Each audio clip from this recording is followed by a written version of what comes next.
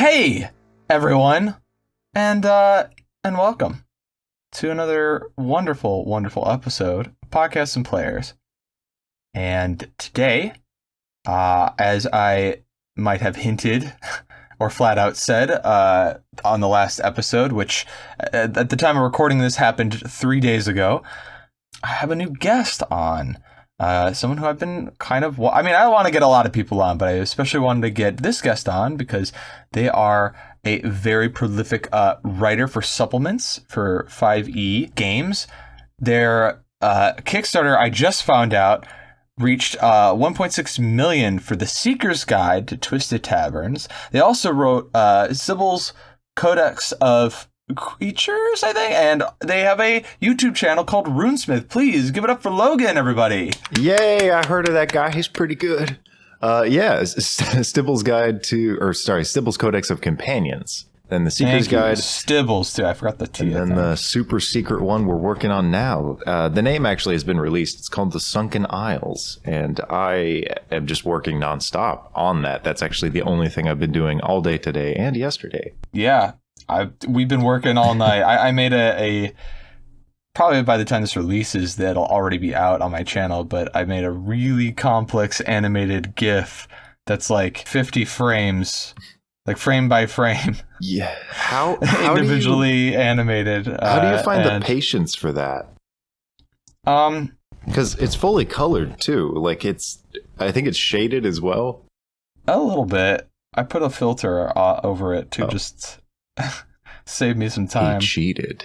Yeah, but a little bit. Regardless of that, it still took it takes a whole night of nonstop focus doing frames and frames. Like how do you still keep the idea of what the final product is going to be each step of the way? Because that commitment feels so foreign to me. Well, I think having a baseline of like skill helps because I'm confident enough, like I know what I can do. Yeah. And so I'll think of a concept of like an animation and be like, I could do that. Like that's challenging, but that's not impossible. Like I know how that could be done. But like generally I wouldn't do that for anything. It has to be something I really want to animate. Okay. And this is a character I play in the Antumbra game on Mondays with Captain Cheeky, Vitamin Deeter, Eldritch Sugar, Feldeleb, and some other people. Tabaxi Cafe as well. And it's been going on for like a year. It's one of my favorite games I've ever played. And I think we're not even we're just about to reach that halfway point because we're taking our sweet ass time. Like we're all still just level 6 after a year. Oh my god. And we've been level 6 for months.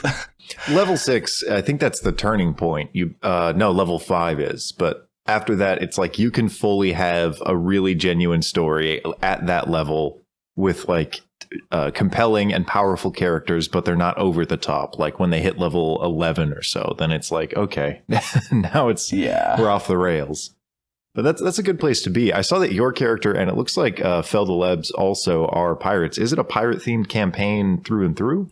No, we strong-armed Cheeky and said we're all going to play pirates, whether or not you had that planned, which was kind of funny. That's really cool. Because I had the idea for this character, Ra, a while back. Like, I thought I was trying to make this really weird fusion of classes because I liked a multi-class. Mm-hmm. And she was going to be... I wanted to make a blade singer.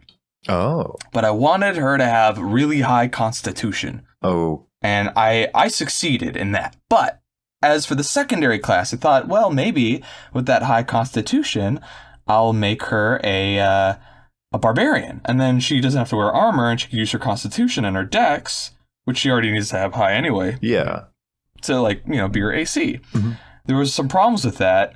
Mainly that I dumped strength, and you need to have strength for like melee weapons, like the blades that they use, right? Well, for Blade Singer, you can use a finesse weapon. Oh, yeah, okay. Dex. But like to multi-class into Barbarian, you have to have a high strength. Generally, that's a requirement. And I know Cheeky would have let me do it, but I was already asking for some custom stuff because she's a fire genasi, and there's like not really any feats for them. I mean, there is, but like you have to really dig. Yeah, avoid the homebrew balancing. And so I was like, well, I'm already asking a lot. I'll just figure something else out. But yeah, I ended up. I'm gonna like kind of retool her soon. She's gonna be mostly wizard, mostly blade singer with like one level of fighter. Oh, that fits the idea better, I think. It's interesting that mostly wizard when you're in the fray in the front of combat with what, a D6, a D4 hit points. She's incredibly tanky. Does she? You have to take that feat. That's like a absolute. The feat that gives you like 2 hit points every level. Oh, tough! I was gonna grab it last level. I actually don't have that yet. It's almost better to take it at later levels. Well, no, that's not true. I mean, it's there's no detriment in waiting, I think, for the most part. Yeah, the detriment is, can you survive all those levels? Yeah. But I'm trade-off. The character I made, her ACs. The thing about Blade Singers, I really like them, and especially the way that they redid them in Tasha's for a couple of reasons. First of all, wizards have really cool, like funky melee spells that like normally a wizard would never use because you're a wizard. Mm-hmm. Like Vampiric Touch is a really good example. Yeah, that's a good example. There's a couple others. Life Transference is great, actually, and it's one I'm going to use with her because Life Transference is a better healing spell, all in all, than like other healing spells of the same level. Is that an official one? Yeah, it's a wizard spell from what was it? Xanathar's Guide. But that makes sense. The drawback is you hurt yourself, right? Which is why wizards normally wouldn't use that because they're like, I have like 5 hit points at level 10. Oh, like, yeah. You know, I see where you're I'm not going to use life transference, but I have high constitution, right? So I'm going to just fucking gush about Ra for a second because we've opened that can of worms. You're just a cleric with extra steps. Kinda. We have a cleric who's better at healing than me, but the fallback. I like Blade Singers because they're weird wizards that can do what other classes can do, and in some ways do it better. The only thing that she doesn't do very well is deal lots of damage. She's good at like poking. She could poke the enemy to death, but she's not gonna like do big hits like a smite from a paladin can do or something. But Ra is really cool because she has Warcaster, and then the Blade Song also allows you to add your intelligence modifier to your concentration checks. Oh, okay. And you get advantage with Warcaster, so she's like never losing concentration on anything, which means I can run spells like Blur or Haste and be just like this fucking blinding flash of like deadliness, fiery swords spinning around like. Oh, and with the Blade Song, you add your intelligence to your AC. So her AC is already pretty good at like 16 with Mage Armor up. So then it goes up to 19 because she got a 16 intelligence. That's level 6. At level 6 at 19 AC. And then the shield spell, which is another 5 when you need it. So that's 24. So she tanks. She could just like sit in the middle of combat, just spinning around and poking everything. Yeah, that's actually a more accurate use of the word tank, because when you think like tank in video games, it's like, oh, it's this huge fat flesh blob that I have to shoot a bunch of times. But no, a tank is impenetrable, but it's a glass cannon, sort of. She's like the opposite. She's just like the immovable object. Yeah. Right? Because there's like a lot of hit points and then a lot of AC. I feel like a tank, like by definition, has more AC than it does hit points. But like proportionally or something. Yeah, because she got both. With her high constitution, she has the second highest hit points of the party, and she's mostly a wizard. Because she has an 18. I made that her highest stat. Yeah. Because no one does that in D&D. I don't know if you noticed in like games you've played. Most people are very creative. But yeah, they usually like, if you're playing like a barbarian, I notice people will like front load their constitution because that's like used. Yeah. But like a rogue, for example, with a highest stat constitution, you never see that. No, because people treat it like a video game when they don't really want to role play. So a lot of it just falls into what is the meta, what is effective and convenient for this class's abilities. Like they're looking into synergies, and we've already got the synergies figured out because the system's been out for so long. So deviating from that is really uncommon because people want to win instead of make cool characters. Yeah. Cheeky actually made a video about that a little bit. Where he said he's like making a character or whatever, and some guy's like, "Oh, but the optimal decision is to do this," and like optimal you see, for like, what? TV. Yeah, or like it was a warlock, and he was like, "Oh, I'm gonna play warlock. Oh, you should play hexblade. It's the optimal choice." No, but I mean, to challenge that type of mentality, what is it optimal for? Like, what's your end game? What's the reason that you want to optimize your character for what damage stats? Because that's not exclusively what D&D is about. That's what chainmail was about back in the 70s. Right. Well, yeah, his video is essentially complaining about that, like, like don't tell me what's optimal or I'll fucking kick your ass. I think Jacob made a video about that, how human fighters are fun. It's like, just do what you want. We've had a nice little bit of an icebreaker. We have some stuff we want to talk about, like art and music and all sorts of stuff, but I want to just start. I got to do some preliminary questions because, who the heck are you? Like, who are you? What do you do? That's a question I ask myself every time I wake up. So, yeah, I don't even know, because I've done so many different things and I've tried like exerting my energy in this direction. And then when I'm done there, I go in a different direction. So I started with Jacob's channel, obviously, as a lot of people know, in XP to level 3. I helped him kind of put together some concepts. I think I came up with the name for the channel. He taught me editing. And then from there, I made my own channel, and that got really lucky and took off. But it's not something that I intended to do. Like, I didn't plan on being an effective personality online. I expected to be someone in the sidelines or the background, which is nice now that I'm more like directing and writing the progress of books, where I can kind of sit behind this supplement and then release it and let people see that. So that currently is more what I think I do, is just write books and come up with these stories and these settings and places that people can explore as their characters and kind of tell their own stories through. And that's more or less what my channel for a while has focused on, instead of like jokes or skits or anything. Is just, I want to make sure that people know how to tell the story that they want to. Yeah. So I've provided advice on my channel, and then I'm providing settings under Eldermancy, which is the current working title or company that is making the books that I make. Awesome. And that's a good in a nutshell sort of explanation for people, because I think there's this trouble that comes with being a sort of I guess you call it like a Renaissance man, right? Like, yeah, being able to do lots of stuff, and then it's like, what do you do? And you're like, oh, what don't I do? Yeah.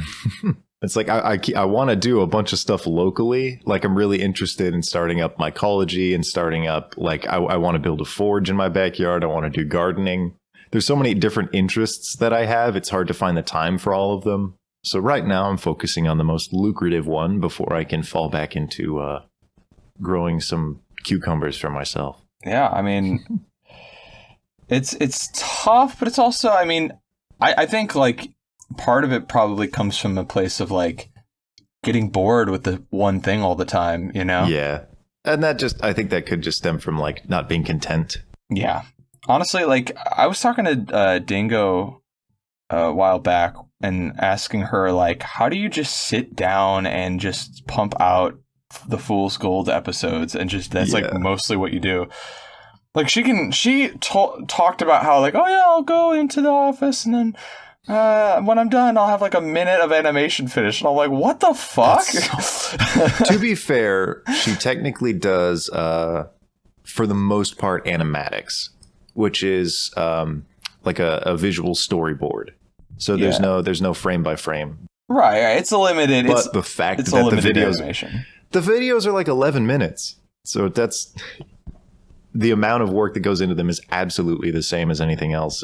It's an amazing series. Like, it is. Yeah. People follow it for a reason. I mean, I love it. Honestly, like, I owe Ding a lot. I don't understand how she's so productive. And I'm like, it's just... And how you stay productive like that. Exactly. Because I was talking about how, like, well, I like doing the podcast, for example, because I like having variety. If I had to just sit and only animate, and that's all I was doing, I'd go insane. Because you were asking me, like, how did you, like, make that exactly loop or whatever? How did you have the patience?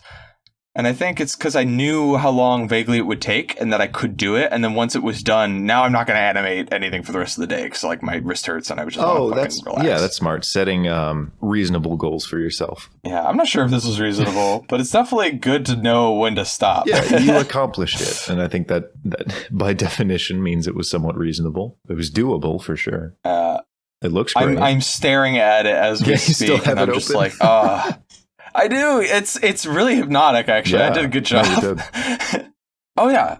You asked me earlier, because I made a little song to go with it, too. So as a fellow Renaissance man, you were asking me about, like, where I learned how to make music. Yeah. And I guess it's like, I was never taught anywhere. I didn't go to school. I'm all self-taught for, like, art and music and almost everything I know. I assume self-taught, because self-taught is a sort of ironic phrase because you use the environment around you to kind of learn how to go. Do you do like any specific tutorials that you reference a lot, or do you just kind of play it by ear and keep it all in your brain? I think it's a lot of experimentation and playing it by ear for me because I don't know music theory. Oh, yeah, me either.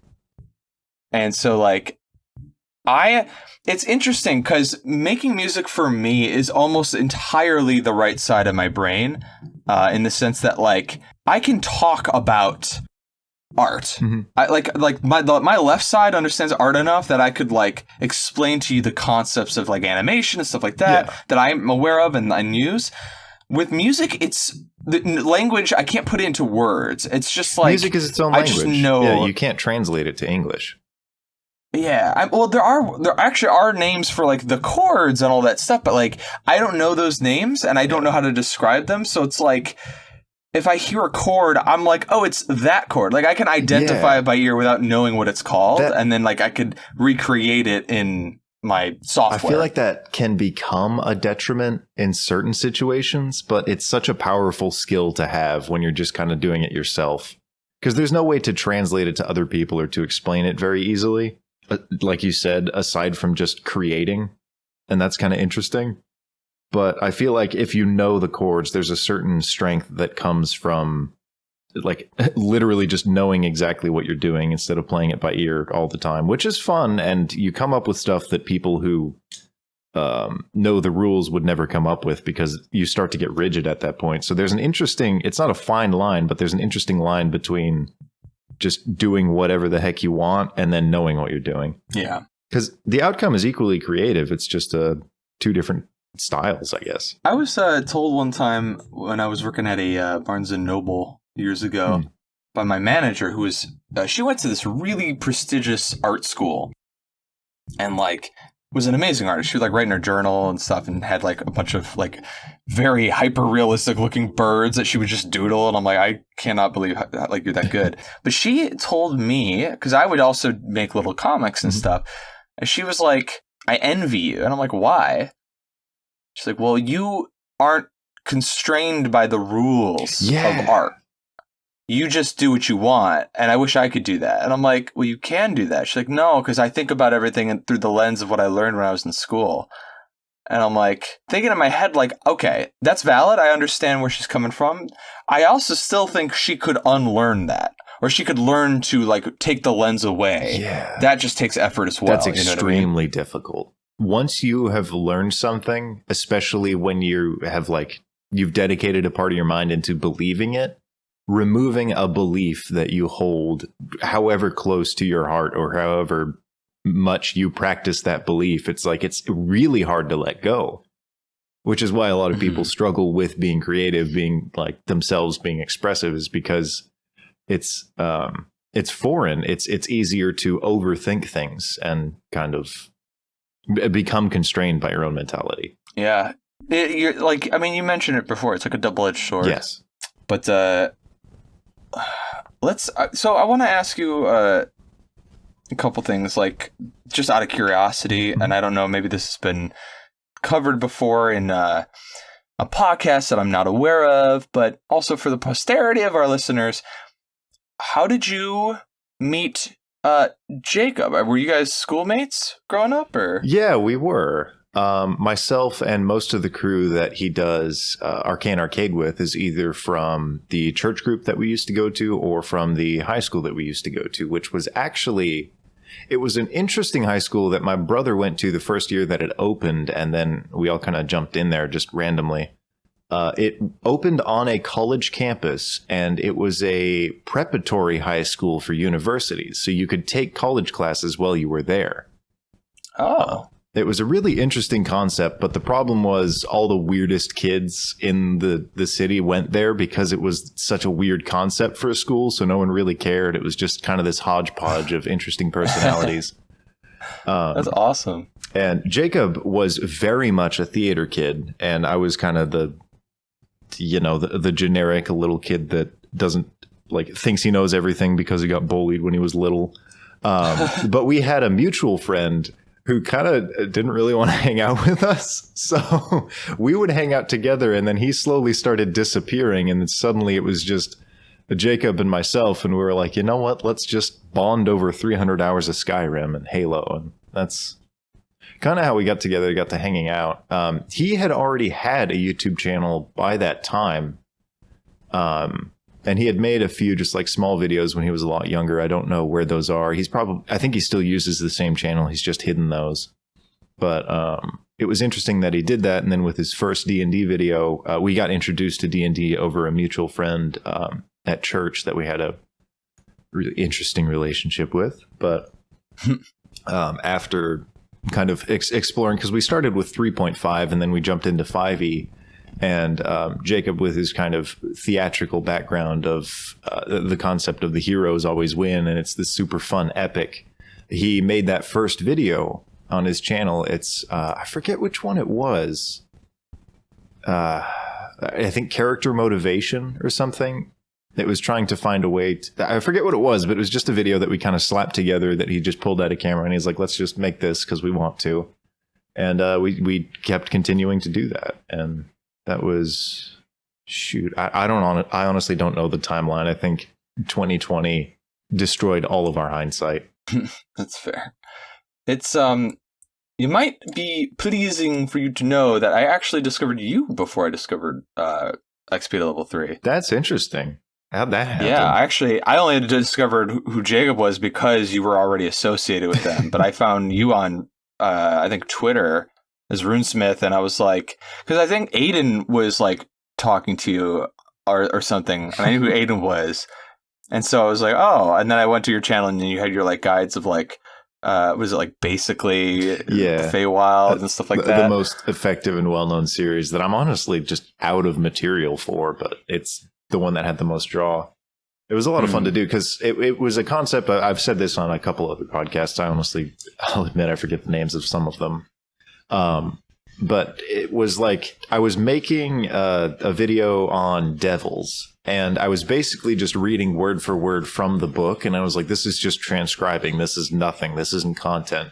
So I was like, what if I just stopped caring to get it right and just started taking jabs and making jokes? And that video did the best out of any videos on my channel. So I just kept following that concept of basically, I don't care about this or this monster or whatever. It's here's a really brief comedic approach, and that's kind of how my channel took off. Yeah, people like comedy, honestly. I was looking at a video that I put out recently that I was I think it was it was a Smash Brothers character, because Sora got revealed, and I decided to put them all on a tier list. But I don't play Smash Bros, so I don't talk about the meta or the controls. I just talk about whether I think they're neat or not. The characters themselves, or just the design? Yeah, just oh yeah, this is a cool character. They belong in Smash. They're neat. All right, this guy, and then So anytime I came across a Fire Emblem character, I just put them in the bottom tier that just said Fire Emblem. I'm like, that is a Fire Emblem character. And I just moved right along. I didn't even acknowledge it. And I remember I showed I showed the video to Ink, and Ink was just like, you motherfucker. He was getting so mad at me. How dare you put them in the bottom tier? And I'm like, I'm just putting them there for now because I don't know where else to put them because I don't know anything about Fire Emblem. Comedic. Oh, fuck. I had the word, and then it literally just blanked my mind. What was it? I know what you're driving at, and like when I was looking at the spikes when people would like go into the middle of the video, it's whenever I like did like a joke or a meme type moment where I like didn't know where to place something, so you would see all like the numbers flying across the screen and like this epic music playing as I'm like trying to figure out where to place Zero Suit Samus or whatever. It's fun to just kind of lead into cliches because you can do the whole blown out of proportion thing, where there's definitely a fine line between comedy and just references. And it's fun to just kind of explore your own identity in those lanes. Yeah. I mean, a lot of comedy comes from imitation. Yes. Comes from like seeing stuff. Behavior comes from imitation. God, like it's not like anyone's going to claim ownership over a fart joke. No. Like, oh, I invented fart jokes. Like, no, we all enjoy. Anyone can make a fart joke. Anyone can, you know. If you can't smell it, it's hilarious. Honestly, if you can smell it, I think it's even better. Hey now. But like, yeah, I don't know. Humor is. I was talking with somebody. It was actually my last Podcast and Players episode with Mario. He was talking about how like comedy's harder to write than drama. Oh, absolutely. Because when you make material, you want to take it kind of seriously because it's you expressing something that you have to say. So you want to make sure it's done right. And then comedy is kind of intentionally doing something wrong, which is hard to do consistently because then you start to intentionally try and make comedy and you can never do comedy right. And that's kind of where the problem stems from. Yeah. And with Doing drama, it wrong is what makes the joke. Yeah. With drama, I've noticed too, like, it's not, I mean, people are able to get lost in drama more easily. Like, okay, let's say I have a mediocre script for a drama movie. If the casting is good, music is on point, and everything else is just mediocre like the script, it'll still do well generally because people who like drama will be willing to get lost in the drama even if it's not that great. People really like to kind of get invested. Law and Order is a great example of that. Yeah. But comedy, you can't fake it, right? Like, no, you it's extremely obvious. There's something interesting about that. There's like a depth of everyone can immediately tell when you're trying to be funny, but not a lot of people can tell when you're trying to be dramatic. Yeah. In a sense, it's like, I think people, like for stand-ups and stuff, like the ones who do really well, obviously the premise is the same. We all know, like, if you're in the audience for a stand-up special, you're there to hopefully not be a heckler and hopefully to like actually be entertained and laugh. Yeah. But like, that's the idea. And we have this sort of innate sense of when someone's trying too hard. And it comes from cringe. It's this similar thing. Yeah, you have to have a confidence. You have to be at home up on like whatever your platform is. I was going to say up on the stage as like a stand-up, but like even in your videos or whatever sort of medium you choose to use, if you're doing comedy, you have to sort of have a basic like confidence that what you're saying is funny. One of the reasons why Norm Macdonald's jokes landed more than they should have sometimes was because he's got that shit-eating grin all the time. Yes. And that delivers it because people know that he's amused with what he's saying. And because he's amused by it, even if you normally wouldn't laugh, it makes you want to laugh with him. Yeah. And an interesting thing about that is for a lot of people, it's impossible to contrive confidence. And there are a lot of really terrible comedians who pretend that they're confident, but their confidence is just like being extremely defensive about how good they are, even because they know that they aren't. Like if you look at just generic YouTube names, really well-known people, like I'm just going to say this, it's ancient, but like Lele Pons, people like that, where you know that they're not passionate about the material. They don't want to be confident in it. They detach themselves from it, as opposed to current people like Curtis Connor, who is a really funny comedian on YouTube. And he makes the worst jokes, all of them intentionally. And he saves it either with editing or fully owning up to the fact that a joke that he just made was terrible. Because that puts you on the same side. he essentially creates this like, oh, that wasn't funny. Maybe this isn't funny. And he's like, yeah, that wasn't funny. And you're like, okay, now we're on the same page. That's another, you can disarm people's sort of like judgmental attitude with earnestness and humility in those moments, which is why people like to self-deprecate. Yeah, but that's what it is. No, you just described it better than what I was trying to say. It's a mixture of confidence and humility. Because if your confidence is not humble, it's not genuine. Because that's really where. Here's a famous example of like two funny guys that most people are aware of, at least people in our age group are aware of, the Game Grumps. However, opinions on them vary, and I think the reasoning behind that stems from not whether or not really are they funny or not, because I think most people can agree that they are funny.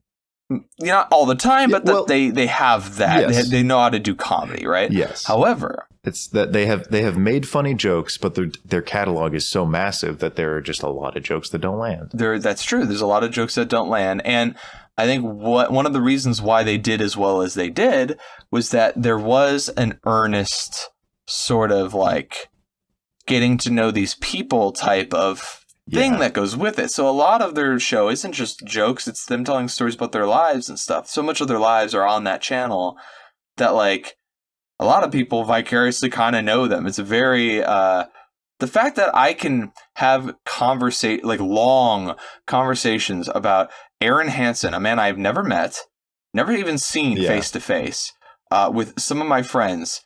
It's like that's parasocial to an absurd degree. And if I ever did meet him, it would be the weirdest shit in the world. Because it's like... Oh, yeah. You just say, like, hi, and then think about it for 2 weeks. Yeah, and it's like... exactly. Like, hello, I've known you since I was a teenager, but you've never met me before. How are you doing? You know, like, that's... I think it's also a similar thing where... Because I was thinking the way you're describing that is similar to Critical Role. And one link that they have is both of them have created incredibly supportive environments for themselves and their comedy. So even if they don't feel confident in a joke, there's someone there to back them up. That's a good point. And that's what makes the joke better. They're not performing in front of an audience like live. They're hanging out with a friend. They don't feel that. Yeah, they don't feel that shame or that guilt. Like I could never Twitch stream alone. I would have an amazing time like streaming with a friend. Because I wouldn't feel confident in my jokes because there's no rapport. It's just kind of this weird silence. You get in your head when you're alone, which is why group environments, group comedy, group storytelling is always, I think, just a little bit better. Yeah. I think that's kind of one of the reasons why I liked Game Grumps was that it was two guys sitting on a couch making jokes and playing games. And that's a very familiar thing, right? Like I started watching Let's Plays and stuff because I wanted to see games that I couldn't afford. Like I wanted to see them played through. But like I came for that. I stayed for the personalities. I stayed for that humility and the funny ha-has, of course. Because you get to see like their embarrassments that they own up to. You get to see the things that they're passionate about the more that you watch. So that's what generates like a parasocial relationship.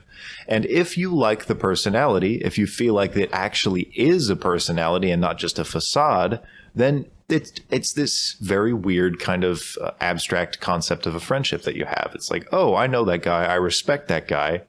And I'm sure he respects me in an abstract sense because they say that a lot. They're very nice and genuine about their fans. Yeah, I think that there's a unfortunate side effect to all of that in the sense that, like, when you...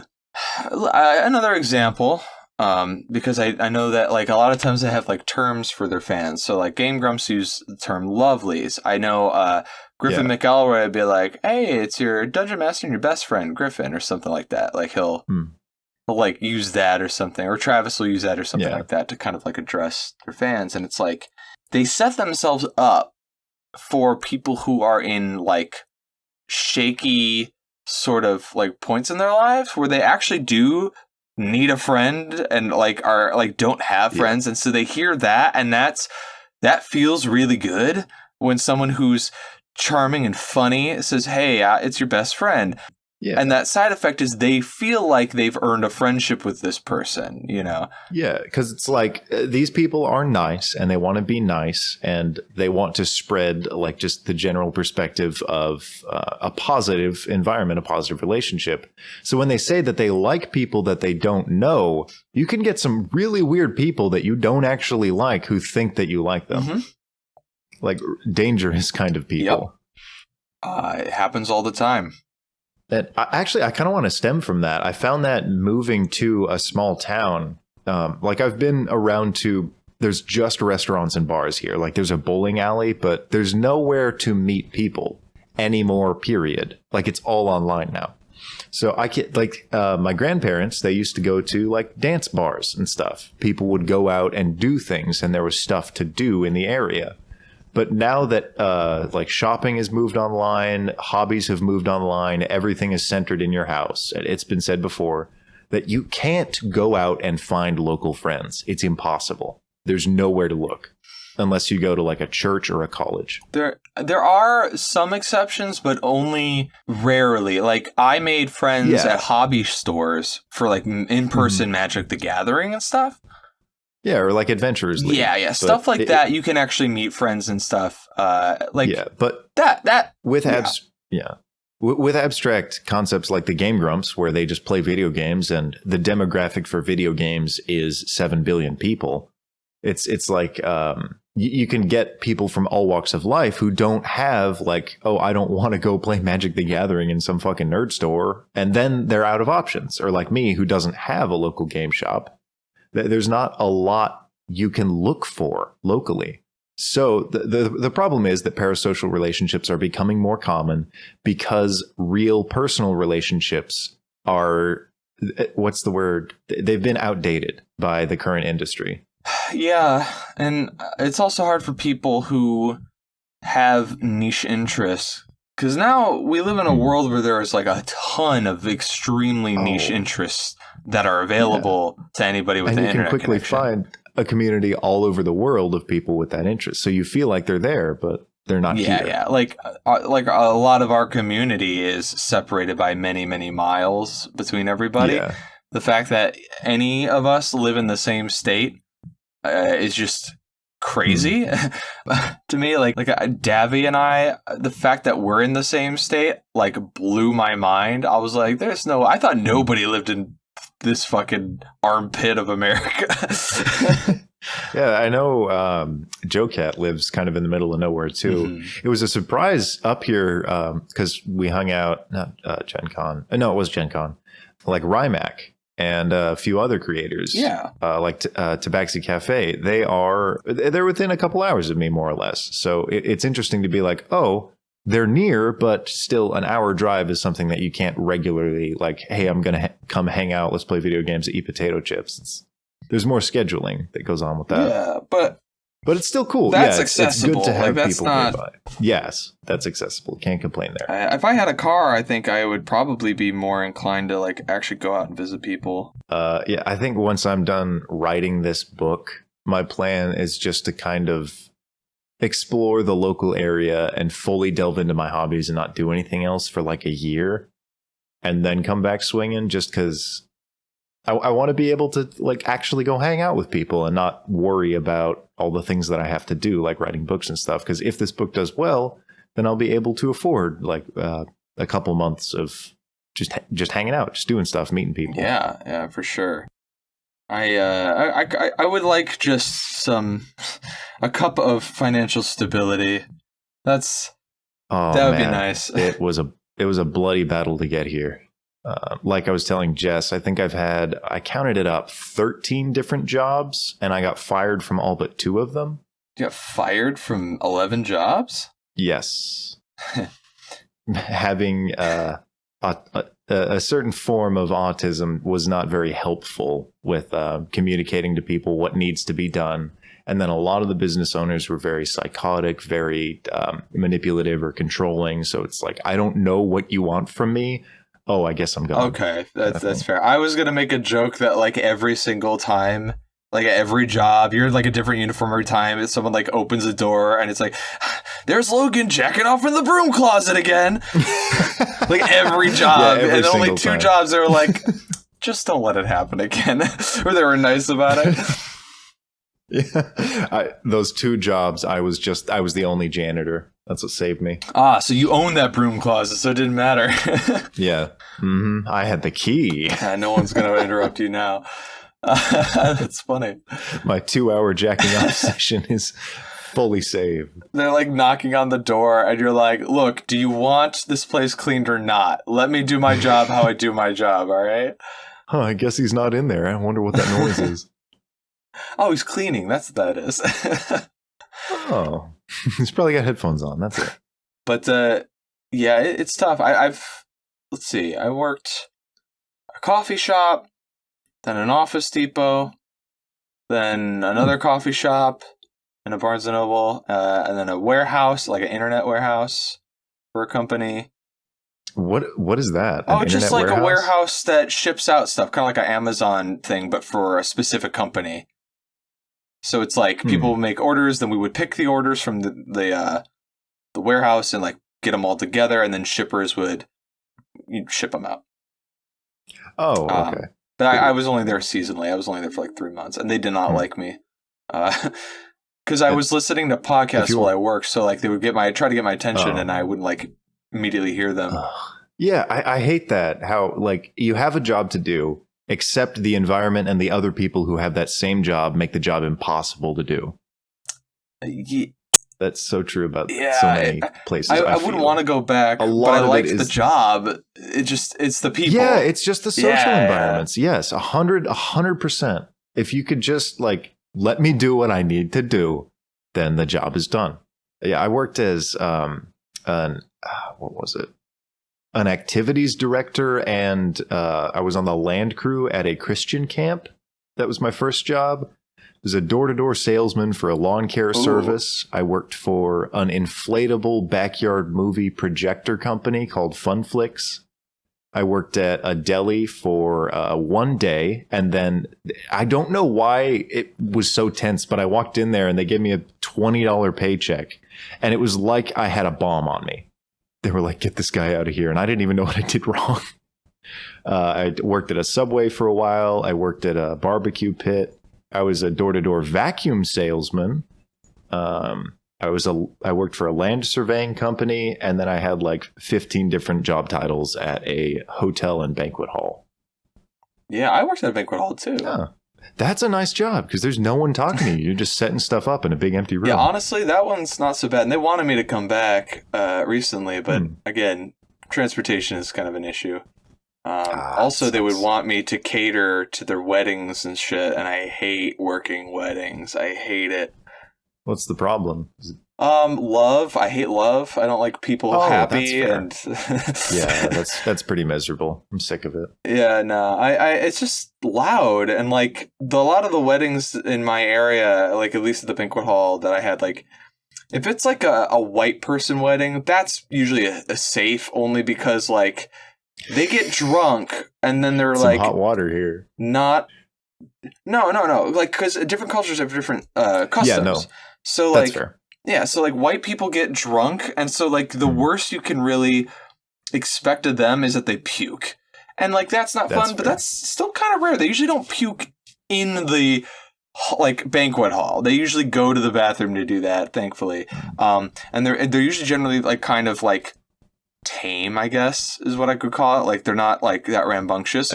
But then if you have like a Chaldean wedding or like some sort of like a Middle Eastern or Arabic wedding, it's fucking dancing from start to finish. They will also try to pay you so they could stay longer, so they could dance more. They love dancing, and which means that it's just like dubstep from like the moment they set up. It's just painfully loud. Yeah. I've had like living in Central California. There's a large Mexican community there. And a lot of our neighbors, whenever they had parties, it's like, yeah, that music's going to go for 3 days next door. And that's fine. I'm happy for them. I wish we as a culture could have stuff like that, but we're just too, I don't know, capitalist whipped. Yeah. I mean, the weddings are cool. Like, there was another one I'm trying to think of. Oh yeah, Mexican weddings are fun actually because a lot of times they'll just get mariachi bands for the wedding. They just like, yeah, sure. I know a guy who works in a mariachi band. We'll get him to play our wedding, and then they do. And like, same there. You come out with like, which it's ironic because I was saying like my grandparents, they went to dancing things all the time. We just, as a culture, decided to stop dancing. I don't know why that is. I mean, we still have like, there's still like some dances in some of the like white people weddings, but it's like, it's square dancing. Yeah, or it's just like not lively. Like, no, everyone's a stiff. It's just people getting drunk. It's literally just, hey, is there an open bar? And then that's it. They just go to the bar and they just drink the whole night. And like, I mean, that suits some people. I'm trying to docile. There's another group of people that have such a fucking cool wedding, and I forgot. Albanians have fucking banger weddings. Okay, sorry. I was like, because we have like ethnic groups in my area that just like have a specific kind of like style of wedding, and man, Albanians are a party. Like. Yeah, so like Middle Eastern people, like they like to dance and stuff, but a lot of the older folks who aren't like into the dancing are just sort of like grumps, and they get they realize that you're a server and they don't have to tip you, and then they'll just like run you into the ground, like I want tea and I want it this way and I want that and blah blah blah, and so you're just like you're not getting a tip for any of this shit, so you're just like running and helping these people, and wasting your time when you have other stuff you need to be doing. Yeah. That's funny because I had a couple of Australian friends visit America a while ago, one of them for the first time, and they were so confused by the concept of tipping. And I thought one of them was just pulling my leg because that's the kind of people that they are. But no, they genuinely were like, why don't they just pay them more? And I was like, yeah, right. Yep. It doesn't make any sense. No. But it does make, well, actually, no, I'm sorry. It does make sense from a certain point of view, which is not the common people's point of view. Because it's not a logical point of view. It's a workaround. Yeah, it is a fiscal sort of thing for a very small group of people that own restaurants. It's basically benefiting them and nobody else. Yeah. And they have enough of a sway. Honestly, for the most part, it's franchise owners that really get it. What you mean by that? Just like people that run McDonald's, like larger restaurant chains, franchises, who make a lot of money off of the fact that minimum wage is not livable. Oh, yeah. Sorry. Yes, that's correct. Which is one of the reasons why I don't want to go back to getting a day job. I've been unemployed like since September last year. Well, honestly, good on you. That's a good place to be this year, if it's even remotely sustainable. Because the day-to-day is better. Yeah, it was okay at first. Like I was working on the third episode of the Peace Guild, so like I had a thing to do. I was getting unemployment money, and I had like a nice cushion, and I was like set essentially for a while. Yeah, for a while. After that came out, 2021, I was like, all right, this is the year I'm going to do all this stuff. And like, holy shit, were there some ups and downs. I had my first like major panic attack. I had I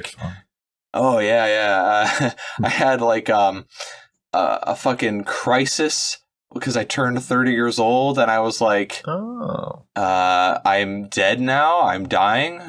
My life has ended. Then I had a lot of anxiety recently about the fact that we all die. Not to get morbid on the podcast, but no, hey, I've fully accepted that. I'm fine and happy with it. I envy that because I'm not. Well, I get very anxious about the fact that like we all die, and like I think that's actually maybe the only comfort is the fact that we all die. Yeah, it's like emphasis on not on death, but everything dies. So there's like so many animals that die without ever worrying about it. There's so many people who die so early compared to like what you've been able to accomplish and experience that like there's no real rhyme or reason to complain about the fact that you don't get to live another year, especially when it's difficult. It's just like, I'm here to enjoy today right now. And if there isn't another today, that's fine. that's logical. My brain is telling me everything that you said makes sense, but like my heart is like, I like being alive though. It's like I think that's the problem. I could take it or leave it. Right, like I like not being dead material that can be repurposed for other living beings. I kind of like being my own organization of atoms and stuff. Like you like thinking and being. Yeah, it's great. It sucks, but it's also not so bad sometimes. Yeah, and, like those moments make it really nice, and so it's like I don't want that to end. I like being able to go to sleep knowing I'll wake up the next day. That feels good. Both the happy and the negative moments end, so it makes sense that them as a collective probably end too. It's just it kind of helps you enjoy them that much more. It's like, every moment that you live is technically a once in a lifetime moment because you'll never live it again the same way. Mm-hmm. Yeah, I mean, one thing I have thankfully been able to like cope with is change. I know a lot of people who don't like change, who like I've been really anxious. To it. It's not good. What's that? I've been addicted to change, and it's tough to be addicted to change when you're trying to be content. Because it's like, I kind of have everything that I was afraid of not being able to have a year ago, but why do I want something different now? I mean, that's just a human condition. Yeah. We always desire and want. No, there's definitely a way to escape it. It's a whole Buddhist perspective. I think that kind of is nirvana, is to not want. And it's a really interesting concept to there's a way of living where instead of doing something because you want something, it's action without motivation. You're planting a tree without thinking about the fruit. You're planting a tree because you're planting a tree. So just doing what you do for the sake of doing it is always a lot more gratifying than doing it to get something, especially when there's a risk of not being able to get that thing. I mean, that's a healthy way of looking at it. I think both points stand in that, like, it is still the human condition, and the Buddhist philosophy and religion preaches to, like, kind of sort of not fight, because that denotes like a violence. There's no violence here, but it's more of like to kind of let go of that and try and center yourself, I suppose. It's got its whole. It's a deep irony where you like fight without fighting, you act without acting. It's the silliest thing, but the moment that you understand a fraction of it, it's like, wow, this is so interesting. Like I'm not fully able to practice what I preach yet. I'm fucking 24. So I'm hoping I'll get there. And I think figuring it out and researching it is just one of the early steps to actually being content with the day-to-day. It is hard to what is the phrase? I guess, like, I think the Buddhist philosophy likes to talk about your personhood and how that's another thing that you have to let go, the self, right? Yeah, the ego. The ego, yeah. And I think I'm very much married to my ego in the sense of I not to say that I'm like an ambitious tyrant who craves power or whatever, but like in the sense that I like who I am as like an individual, and I think about my needs and wants a lot because that's just sort of what I have. There's a special strength in being content with your identity. And the Buddhist philosophy is not the correct one, even by its own definition. There's no correct way to live. It's just a type of, like, a way of life. It's not the ultimate contentment. It's just something to pursue by trying not to pursue it, which is not writing off any other perspective of, like, being happy being who you are, because that is equally fulfilling. Yeah. And I guess I'm trying to figure out, I mean, life is a journey figuring this out, but like at the balance between all that stuff. So, because I don't think that being attached to your personhood is a bad thing. No. And I also think that being able to let go of wants that don't make you happy, that only cause you suffering, is also a good thing. You Being know, able like to identify them is another good one. yeah. There's a lot you can take. I mean, it's the reason why Buddhism is such a fascinating religion. It's more of a way of life, but that's semantics. Yeah. I'm going off of the Civ Okay, Civ continue 5 your thoughts, sorry. Yeah, definitions right. here. But it's one of those things where it's like every worldview, especially ones attached to religions, claim to sort of like have maybe not the answer, but an answer. Like Yeah, a lot of them do. Yeah, if you ask the question why, all of them raise their hand. Yeah, I like that. That's true. And like, for me, I don't care about the why as much. Like, that never really interested me because it's like, well, there's no way any of us are going to know because we are. Oh, it's an endless pursuit. We are less than insignificant. Like, yeah, it's more of a. My question, I guess, is a what? Because like, the fact that we exist doesn't make sense to me. Because wouldn't it make more sense if there was just nothing ever at all anywhere? Just 100%. Nothing. That would make way more sense to me. Yeah, and that's an interesting lesson is the fact that fundamentally, by definition, the fact that it exists means that the world that we live in cannot make sense. Like, things existing at all is like, why though? Like, or what is this even? Like, oh, that's what is happening.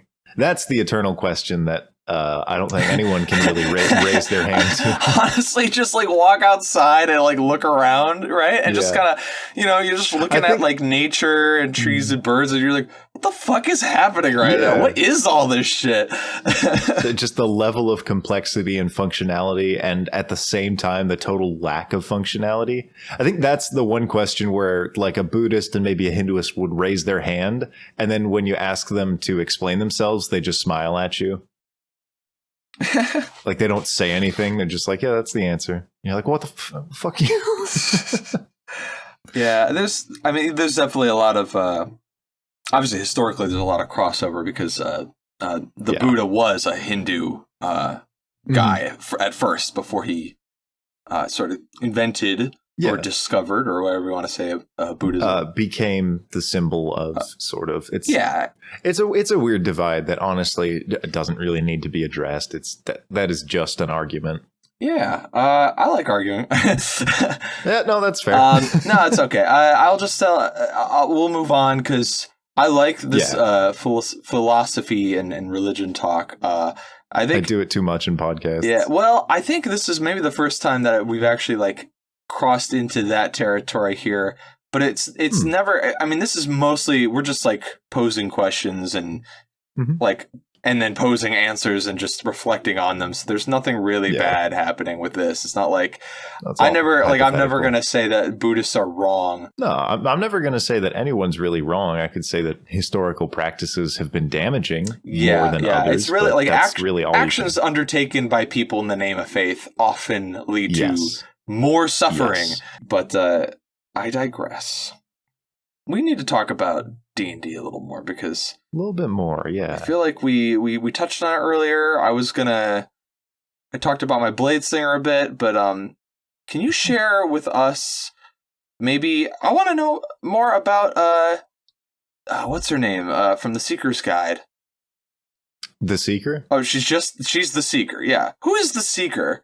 The Seeker is a character that I designed. They are non-binary, which was a really interesting kind of direction to go in. I really like exploring territory that I'm unfamiliar with from a respectful angle. So like with that book, I did The Seeker, and with the current one, I'm exploring kind of Polynesian cultures, which is very dangerous to approach, but it's so exciting. Like I want to be able to respect it. And I learned a lot about just people's identities as a whole, talking to people about the character, kind of understanding the concept fully. So the Seeker that's an interesting question that I can't directly answer because the Seeker's Guide to Twisted Taverns has a complete puzzle inside of it, full of like riddles, misdirection. There's a whole poem that leads you to figure out who not just the Seeker, but a certain number of other entities in the book actually are. Because their identity isn't explicitly stated, and it's on purpose.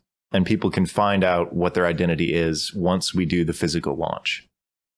But essentially, they're just an absolute arbiter. Like, they're intentionally enigmatic in a lot of aspects of the way that the character goes. Like, no one knows what their staff is or why it works the way that it works. No one really knows their motive or their angle. It seems that for the most part, all this character is trying to do is stir up drama. They're just a theater kid that's trying to get stories to happen and people to be interested in things. Okay, so kind of like a Loki type character in a way. A lot, yeah. Very similar, you could say. Never directly involved or instigating things in a way that they are a part of things. Generally, they try and instigate things so that other people can deal with them. I see. Yeah, very capitalist in nature, the invisible hand of the market, sort of. Kind of, yeah. That was a joke. I hope that it's talking about this now. For anybody who was on the fence about getting it, I mean, I just asked the question who the Seeker is, and I didn't get an answer. And the only way to get that answer, get that guy, get that Seeker's Guide. It's a tough question.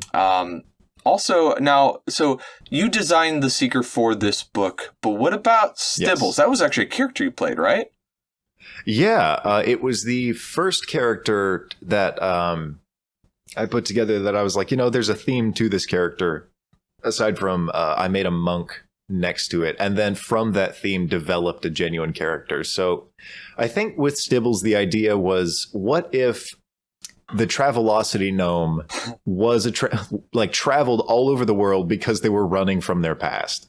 Like, what if they just had a really tragic origin story and they're just running all over the world avoiding it? He's just like super like, Travelocity, but like there's a darkness behind his eyes. Like, I have to keep moving. I have to keep running.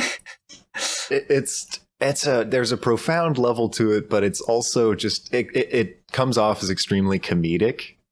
His little backstory is that he used to be in like a forest gnome colony where they would dig little burrows, and he was one of the people who would like basically build houses for people. He would dig burrows for people, and he saved up a bunch of money. He fell in love with a girl that he made a house for, and then they got married, and on their honeymoon, she fell off a cliff into a waterfall and died.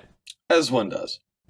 Yes, as one does. And his burrow got like flooded in, so he lost everything there. And all that he had was just the money that he saved up for their honeymoon. So he was just like, I'm gone. And I think initially his entire character arc as it started out was, I am traveling south. As far as that goes, he probably doesn't even know where south is. But eventually he met like a jungle druid, and the druid like taught him a bunch of stuff about just how to be in line with nature. Stibbles becomes a very eccentric character who's willing to try anything once or twice to his own detriment. He becomes a werewolf by doing crack. It's like laced with a lycanthropy disease. It was an interesting situation. He was a lycractope? Yeah, he was a lycractope.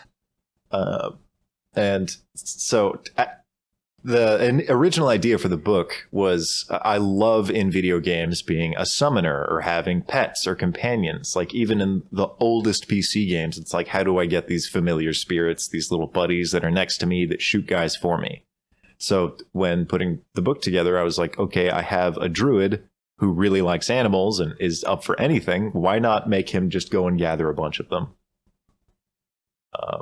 He's a silly little dude. He actually died in Arcane Arcade. Oh, no. He was stabbed, or either his throat was cut or he was fully decapitated by one of the party members possessed by Grotst. Hats off. Hats off and dicks out for Stibbles, everybody. Ironically, there is a tavern in the Seeker's Guide called the Tavern at Death's Door that you go to when you die, and he is there. So there's a sort of a timeline to all this, actually. That's cool. You're building an extended universe. I am. I have a full document for it. That's awesome. I like being able to reuse characters even after they are taken care of, Yeah. so to speak. Or a lot of people at the end of a campaign, you turn all the surviving player characters into NPCs for the next place, the next time that they visit that setting. It's always a refreshing little moment. It's not, yeah. I've had some ideas about how to do that in campaigns that I might do in the future. Unfortunately, though, I'm only DMing one campaign, and it's Curse of Strahd, and we played 2 sessions at Gen Con, which you might recall, and then we just haven't played since because everyone's schedules are not agreeing with each other. Oh, man. October has been a Tales. fucking busy month for everybody. Okay. Yeah. Fel is just not available. Yeah, oh my god. Everybody and his grandma are having a wedding. Like, yeah, jeez. And he's invited to all of them. And it's like, I haven't been to a wedding since my brother got married in 2014. Which, wow. But was 2013. How old is Fel? He's like, I don't want to guess. He's about your age, I think. Okay, yeah. Then yeah, because I went to my sister's wedding. My brother's wedding was in 2020. I think Jacob's wedding was also in 2020. My sister's wedding was this year. So I guess it's just like a rite of passage for being in your early to mid 20s is everyone around you gets married. I guess. And then I assume when you're approaching your 30s, like, wow, that is a big blank to draw. Bo Burnham in his song Turning 30, how he mentions that people start just having kids at 30. So I'm not ready for that. Yeah. Now that my wedding age is passed. Yeah, most of my cousins are still unmarried. Almost. In fact, I think my 2 oldest cousins, who are both older than me, married a while ago. One of them got married in Cincinnati, and I think I was at Gen Con in 2015 when that happened. So I literally had that planned, and like, I can't go to your wedding there because I already bought tickets for this thing, and this thing was like, I planned this, and I'm not going to not go. I'm sorry. I love you both, but I'm going to have to be absent for that. L'chaim. What's the good wedding or whatever? There's a phrase for that. I forget what it is. Best of luck, well wishes. Whatever. Yeah, I think that's what that is. And then my other cousin got married, but I don't know. I might have went to that wedding, but I think I was a lot younger when that happened. Yeah, most of the weddings happened when I was like early 20s. And then it's just been, I've had friends who've gotten married who didn't invite me to their weddings. Ooh. And I'm not friends with them anymore. I don't think it's because of that. I just think that maybe it's just how the relationship was. A question, like, family-wise, are you on the younger end of your like generation? No, I think I'm maybe... I'm one of the more older cousins on both sides, because I have like one older cousin on my dad's side, and then I have 2 older cousins on my mom's side. But I'm second and third oldest, respectively, and then we've got younger cousins. So like, yeah, I'm sure when they get married and stuff, I'll be invited, but I'll be like 40 by the time that shit happens. Bunch of youngins. Yeah. Hopefully, I'll have my shit together by then. If not, who cares? Right. Well, let's close this out with a D&D story. Do you have any cool, fun anecdotes of D&D that you've experienced in your years? Oh, just in a general sense, man. I haven't played like full D&D in a while. The last one I did was Fallen Monk's little 4-shot campaign that was super fun. Is there like a theme or a motif or maybe a type of event you're looking for? Oh, because I'm drawing a blank right now. How about something that happened that everything went wrong? Maybe. Do you have one of those where it all seemed like it was gonna work out in the beginning, and then it just it was like a chain reaction of bad events? I've told the story a few times, but I guess this is a different set of listeners. The ending of my live game on Arcane Arcade, or the ending of the first season, I had a TPK, and I was the DM. And the way that it went, it felt really obvious to me because The problem was, at the very beginning of it, I was an extremely convincing villain. So the things that the villain said were, they completely disarmed the party, and the party stopped asking questions, even though I kept adding like, hey, something's not right here, you should go investigate. And they just never did. Because the villain's plot was, I don't want to say that it was particularly genius. It was very clever, very well thought out. All the steps were there before the party even showed up. But they didn't try anything. So they go in. One of the party members gets turned into a tree frog by the villain and is replaced by a doppelganger who hangs out with the party. So I told the player, like, hey, just play as yourself if you were a doppelganger pretending to be you. And hopefully the party will figure it out and then come save you. And they left with the doppelganger. So in the middle of the night, the doppelganger went back. The friend, effectively, they failed to save him. And then they were like, hey, where'd he go? Oh, shoot, let's go back there. And they ran back in, just completely disorganized, frantically running around. And they entered a very obvious death trap where they're led into a courtyard. The villain goes up a spire and starts casting spells at them while creatures are being summoned inside of the courtyard. Oh, God. Don't stay inside the courtyard. Find a way out and then go up that tower. And they just didn't. They just fell one by one inside that area. And they had an item that effectively rewrote time and respawned them whenever something horrible happened. But because that had already happened like 2 or 3 times, they didn't want to keep using the same theme. And this object is so... like the object that they had that did that was very, very strange in the way that it functioned. So I was like, okay, everyone died. We'll see you guys next week. And yeah, the party was just pissed off at me. And I was like, look, this guy, before you met him, he sent a giant horrific monster to come and abduct your friend. And it was extremely effective. It also picked you up with a giant, hideous monstrosity that's very clearly an amalgam of other living things that he killed.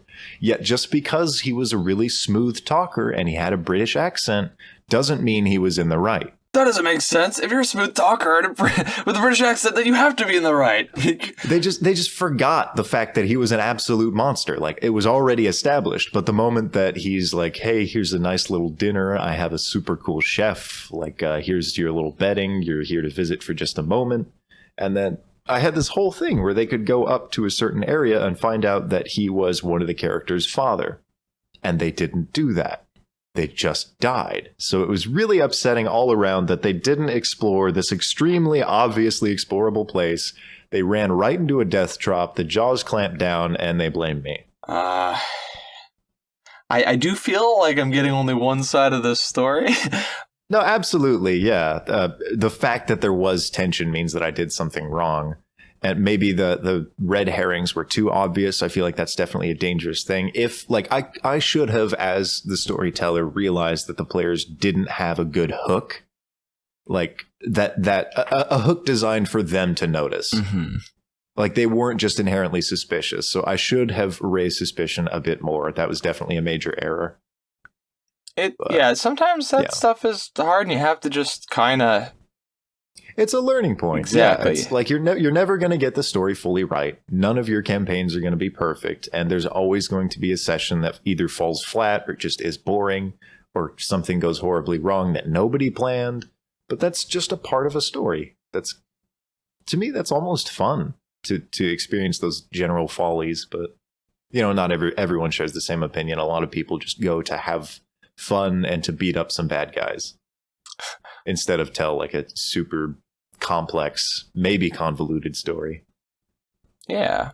And then it's like I ask, oh, so did you guys play next week? You're like, oh no, they disowned me. They won't talk to me anymore. After all that. Yeah.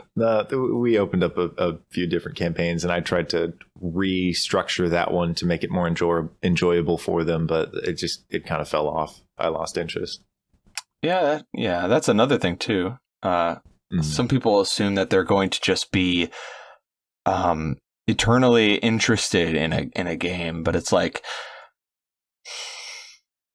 I don't know. Like the idea that like a game will always be interesting is a bit naive, but not because It's... Oh, sorry, continue. No worries. I was going to say, it's not because, like, games can't be interesting for long periods of time. That it can happen. It's just when you are doing homebrew especially, unless you've really thought it out and you have an end in mind, you know what the end goal is going to be. Maybe you have a path to get there, but instead maybe you just have like a lot of waypoints. And like there's like 7 different ways they can get to that ending, but that's the ending. It's kind of fun to just, it's almost like playing pachinko. You just put the party up top and you see where they land. Like, okay, let's just see what happens, you know? And that can make it interesting for a DM. It can. It definitely can when you have branching paths. And that's actually the book that I'm writing now. It's a 20-week adventure, and each adventure is hopefully meant to be a session. And by the end of the campaign, you end up at the same place. But you can go to... like each week you get a selection of 2 to 3, maybe 4 locations that you can go to. And depending on which one you pick, there are good things and bad things that happen. But I did want to note that another problem with stuff like that is just having an expectation for your story and your characters. It can just be inherently dangerous. Because like if you have a story that you want to tell, you can't tell it through other people who don't know that story. You have to let them tell a story that just happens organically and just be ready for it. So if you have an idea that you want to present, do it yourself. If you have a character that you want to have a specific story, write a book. If you want to play a game without a planned ending, just play D&D. There are very different ways to go about that, but it's more fun not to plan, I think. I mean, yeah, you got to be able to like allow yourself to be surprised as a DM. I was playing yes. I finished up a campaign. It was like a Star Wars game that was being DM'd by Ben. I was like this little Force user, like but I was like clearly like dark side user. And we were fighting against long story short, we had to do some time travel shenanigans. We're traveling around the Star Wars canon and we're fucking shit up, and it's great fun. But like at the end of every session, Ben was like, so what are you guys thinking of doing next week so I know what to plan? Because like he wasn't going to just plan everything out, especially if we have a time machine. It's like, I need to kind of know your trajectory so I can have something ready for you. And that would, you know, I think that kept it interesting for him for the most part. And then like when we got to the ending, there wasn't even a final battle. We actually convinced this Sith to join us in killing their master because, you know, they're great at that. Yeah. And then I decided I wanted to take over the galaxy myself. So ain't that just the way? Ain't that the way? And it was a really cool little epilogue. But like, I don't think cool. You know, that wasn't planned. Like he had a whole final fight plan that I just sort of like we bypassed by being diplomatic and making a really cogent argument. You know, just have a rough idea and let them go. That's the best way to play D&D. Because you don't want to enter it unprepared. Like with Tall Tales, sometimes I found it really hard to DM because I had to make sure that the whole stream was prepared, and then splitting my mind between tech and improv is not easy to do when you're creating a story from scratch. Yeah. So it's good to find a middle ground for whatever your and your party's comfort zones are. For sure. And on that note, it looks like we are reaching our time limit. So I think we are. Logan, why don't you tell everybody where they can find you? There's a funny little channel that you can check out. It's going to be weird to check out currently, but Runesmith. That's the thing that I do on YouTube. And if you look up those 2 book titles, Stibbles Codex or The Seeker's Guide, you'll find them under the company Eldermancy. We also work with Ghostfire, who everything's hosted on their website, but you can find it either way. Yep, you heard it here, folks. Go check out Logan on channel Runesmith. And Logan, thank you for coming on the podcast. Yeah, I had a good time. Thanks for having me.